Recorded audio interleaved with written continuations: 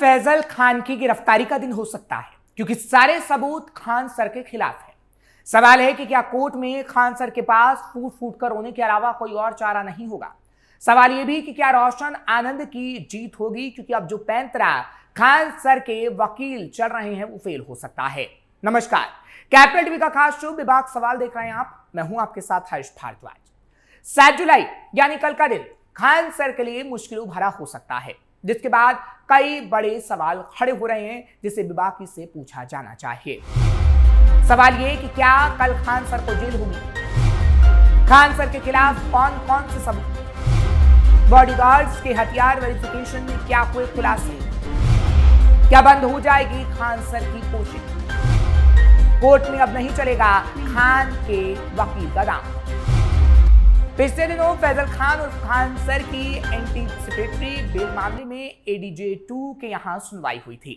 इस दौरान जज ने कहा था कि जिला जज इसकी सुनवाई कर रहे हैं, इसमें इंटरफेयर करना उचित नहीं, इसलिए इसकी सुनवाई 7 जुलाई को होगी। कल 7 जुलाई है। कल सुनवाई के दौरान खान सर की गिरफ्तारी भी हो सकती है, ऐसा कहा जा रहा है। हालांकि दोनों गार्ड्स की बेल पर भी कोर्ट सुनवाई करेगा। इससे पहले 30 जून को लोक अभियोजन की ओर से कहा गया था कि गार्ड्स के पास अवैध हथियार है, दहशत फैलाने के इरादे से फायरिंग की गई थी। बचाव पक्ष वकील अरविंद मुआद ने कहा था कि हथियार लाइसेंसी हैं, डॉक्यूमेंट्स वगैरह पुलिस ने जब्त कर लिया है, इसलिए कोर्ट ने IEO और लोक अभियोजन से हथियार के डॉक्यूमेंट्स मांगे थे। बॉडीगार्ड्स के हथियार वेरिफिकेशन पर क्या क्या खुलासे। बता दें कि पटना पुलिस की जांच में फैजल खान और खान सर के दोनों बॉडीगार्ड्स के हथियारों के वेरिफिकेशन के दौरान अहम जानकारियां सामने आई थी। पुलिस सूत्रों के मुताबिक जिस हथियार से गोली चलवाई गई थी वो तालिबर सिंह निवासी कासगंज उत्तर प्रदेश का रहने वाला बताया गया, लेकिन उसके नाम पर जारी हथियार लाइसेंस का परमिट पूरे भारत के लिए मान्य नहीं पाया गया। आरोप है कि उत्तर प्रदेश से बिहार में हथियार लेकर सुरक्षा ड्यूटी करने के लिए तालिबर सिंह के पास वैध अनुमति नहीं थी, फिर भी वो बिहार में बॉडीगार्ड की नौकरी कर रहा था। पुलिस ने फायरिंग में इस्तेमाल किए गए हथियार और उनके लाइसेंस की जांच के बाद कई बिंदुओं को अपडेटेड केस डायरी में शामिल किया था। थाने को नहीं दी सूचना, होगी तगड़ी कार्रवाई। पुलिस सूत्रों के मुताबिक तालिबार सिंह गैर कानूनी तरीके से हथियार लेकर बिहार में बॉडीगार्ड की नौकरी कर रहा था। जांच में यह भी सामने आया है कि बिहार में हथियार के साथ नौकरी करने की जानकारी स्थानीय प्रशासन, आर्म्स मजिस्ट्रेट या संबंधित थाने को नहीं दी गई थी, जो कानूनन अपराध है। बिना आवश्यक अनुमति के हथियार लेकर बिहार में काम करना कानून के दायरे में जांच का विषय है। खान ने भी हथियार का वेरिफिकेशन क्यों नहीं कराया, सवाल यह भी बड़ा है। खान सर ने तालिबर सिंह को बॉडीगार्ड के तौर पर हायर किया, उन्होंने भी कभी इसका पुलिस वेरिफिकेशन नहीं कराया। अपने साथ अवैध हथियार लेकर घूमते रहे, फायरिंग भी करवा दी, जबकि उन्हें एक रिस्पॉन्सिबल व्यक्ति होने के चलते कानूनी प्रक्रिया को पूरी करनी चाहिए थी। इसी तरीके से दूसरे बॉडीगार्ड प्रदीप कुमार का हथियार मैनपुरी यूपी का है। इस हथियार के वेरिफिकेशन के दौरान पता चला है कि ऑल ओवर इंडिया परमिट तो है, लेकिन यह प्रदीप के पिता की हत्या के बाद सेल्फ डिफेंस के लिए प्रोवाइड किया गया था, जिसका गलत इस्तेमाल इसने सिक्योरिटी एजेंसी के साथ मिलकर निजी फायदे के लिए कर लिया। यह आम लाइसेंस के मानकों के अनुरूप नहीं होता। पुलिस ने इस तमाम बिंदुओं का जिक्र अपनी अपडेटेड केस डायरी तक में किया है। हालांकि खान सर के वकील फैजल खान को लेकर बार बार दांव चल दे रहे हैं और उसी दांव के चलते तारीख पर तारीख खान सर को मिल रही है, और कल वो तारीख है जब खान सर के मामले में सुनवाई होगी, यानी 7 जुलाई। खान सर के वकील कौन सा चल रहे दांव, अब इस मामले को महीना भर होने जा रहा है। 2 जून की रात कोचिंग के सामने हुई 2 पक्षों की मारपीट में सामने वाले पक्ष से रोशन आनंद सर को पुलिस ने अगले दिन ही गिरफ्तार कर लिया था, जबकि आरोप मारपीट हंगामा का लगा था। रोशन आनंद को जमानत मिलने तक उनके भाई की नेपाल में संदिग्ध मौत की भी खबर आ चुकी थी। दूसरी तरफ फायरिंग का वीडियो सामने आने के बाद गोलीबारी करने के 2 आरोप में फैजल खान सर के 2 गार्ड की गिरफ्तारी के बाद से मामला और गंभीर हो गया था। फैजल खान सर को पुलिस ने समय पर गिरफ्तार नहीं किया और कोर्ट ने उन्हें पुलिस की मदद करने की बात पर गिरफ्तारी से भी छूट दे दी।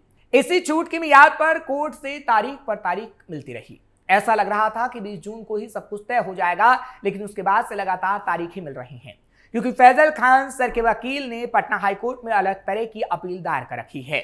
दरअसल फैजल खान सर के खिलाफ दायर नामजद प्राथमिकी को ही रद्द करने की अपील की गई है। ये दांव वकील की तरफ से चला गया, यानी एफआईआर क्रैशिंग पिटीशन। अब आप सोच रहे होंगे कि आखिर एफआईआर क्रैशिंग पिटीशन क्या होती है, किन परिस्थितियों में एफआईआर रद्द की जा सकती है और इस मामले में हाईकोर्ट के पास कितनी शक्तियां होती हैं। तो इस बारे में भी आपको बताते हैं कि क्या हाईकोर्ट अपनी शक्ति का इस्तेमाल करेगा और खान सर इससे बच पाएंगे या फिर मुश्किलों में पड़ जाएंगे। हाईकोर्ट के पास है कौन सा विशेष अधिकार? दरअसल भारतीय कानून में किसी व्यक्ति के खिलाफ दर्ज एफआईआर को सीधे पुलिस या निचली अदालत द्वारा खत्म नहीं किया जा सकता। हालांकि देश के हाईकोर्ट को यह विशेष अधिकार प्राप्त है कि वो अपने अंतर्निहित अधिकारों का इस्तेमाल करते हुए किसी एफआईआर या आपराधिक कार्रवाई को रद्द कर सकता है। इसी उद्देश्य से संबंधित याचिका को एफआईआर क्रैशिंग पिटीशन कहा जाता है।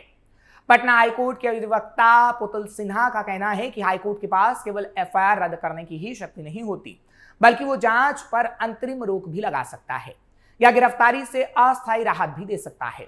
हालांकि अदालत ऐसा तभी करता है जब उसे प्रथम दृष्टया लगे कि याचिकाकर्ता के पक्ष में कोई मजबूत कानूनी आधार नहीं है और ऐसे ही एफआईआर को दर्ज किया गया है। क्या एफआईआर हो सकती है रद्द? दरअसल हाईकोर्ट के अधिवक्ता बताते हैं कि अभी सिविल कोर्ट में इस मामले पर फैसला चल रहा है और कोर्ट की ओर से फैजल खान उर्फ खान सर पर पुलिस प्रशासन द्वारा दंडात्मक कार्रवाई किए जाने पर रोक लगाई गई है। नो कोर्सिव का ऑर्डर हुआ है और अगली सुनवाई 7 को होनी है, यानी कल।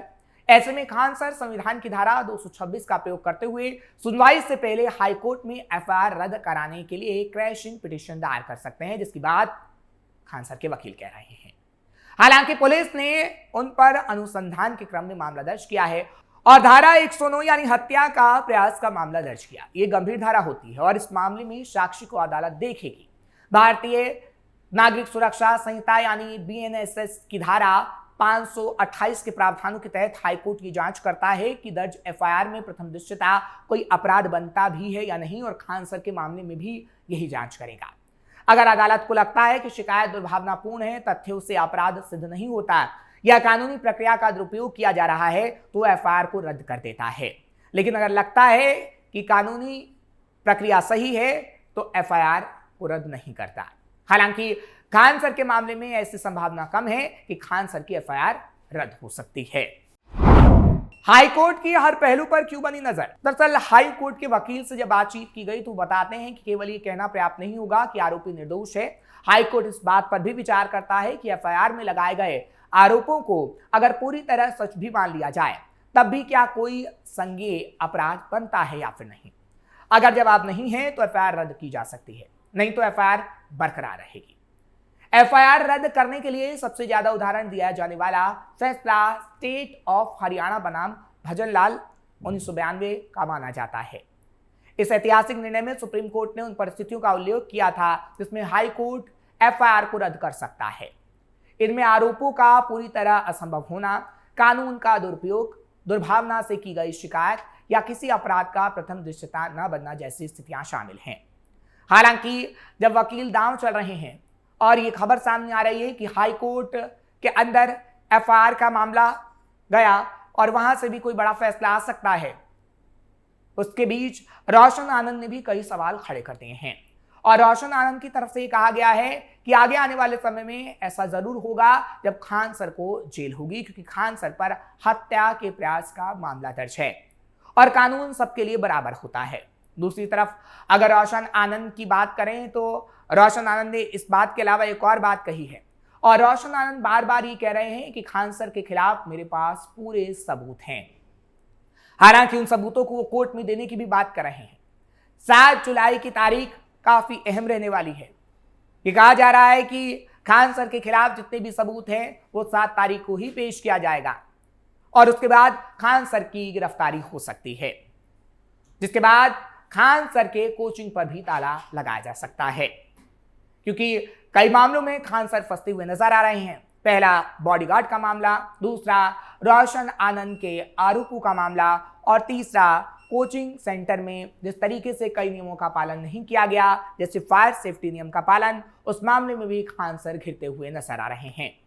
इसलिए कहा जा रहा है कि खान सर पर जब बड़े आरोप लगे हैं तो कोर्ट की तरफ से कोई बड़ा फैसला लिया जा सकता है और खान सर जेल की सलाखों के पीछे हो सकते हैं। अब देखने वाली बात होगी कि आगे आने वाले समय में क्या होगा और खान सर मुश्किलों में फंसते हैं या फिर उन्हें राहत मिल जाती है। आपको ये खबर कैसी लगी कमेंट सेक्शन में जरूर बताएं। खबर को लाइक शेयर करें, कैपिटल टीवी को सब्सक्राइब करना मत भूलिएगा।